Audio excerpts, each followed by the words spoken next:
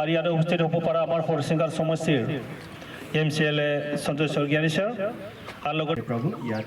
যেনেকৈ আমাৰ চৰ্চা কৰিব বা আমাৰ ইয়াত টক হ'ব লগতে जाक्रा सान्ताल केथलिक मण्डलियाव दाख्लै 15 तारिखाव मोनसे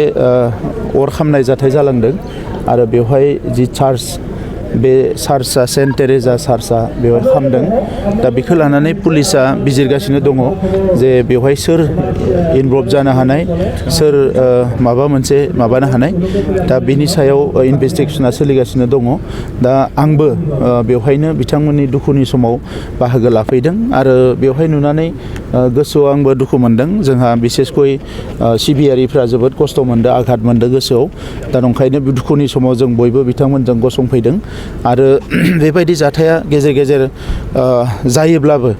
बेबायदि चार्च एबा धोरोमनि बबेबा अनुष्ठानखौ टारगेट खालामनाया जोबोद दुखुनांथाव जादों दा नंखायनो जायानो जाया मानो बियो पानिशमेन्ट मोननांगोन दा नंखायनो एसपिआ बेखौ नागिरगासिनो दङ बेखौ सोरबा माने बेबायदि जाथाय जादोंना गुबुन जाथाय जादों मायबा मोनसे बेखौबो बिथाङा बिजिरगासिनो दङ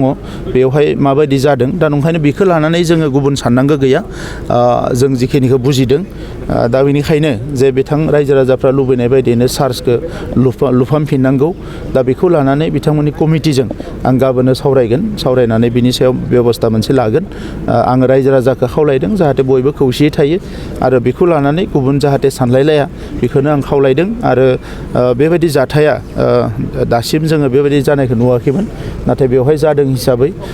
बेखौ निस्सय माने माबा मोनसे जाहोन थानोबो हानाय बा गैयाबो जानो हानाय दा बेखौ पुलिसनि सायाव जों 100% हगारदों पुलिसा बेखौ बिजिरनांगौ होननानै बेबायदि जाथाय मालाबा धोरोमारि दाङाबाजि लाबोनो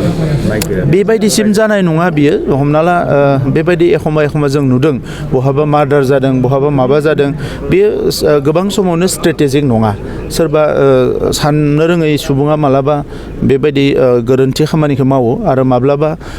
बियो माबा मोनसे जाहोनावबो जायो दा जाहोना मा बेखौ पुलिसा इनभेस्टिगेसन खालामबासो मिथिगोन आरो बेखौ लानानै जोङो जिखिनियावनो जादों बेवहायनो बियो जोबगोन आरो बेखौ जों हास्थायो दा नंखायनो बेवहाय बर'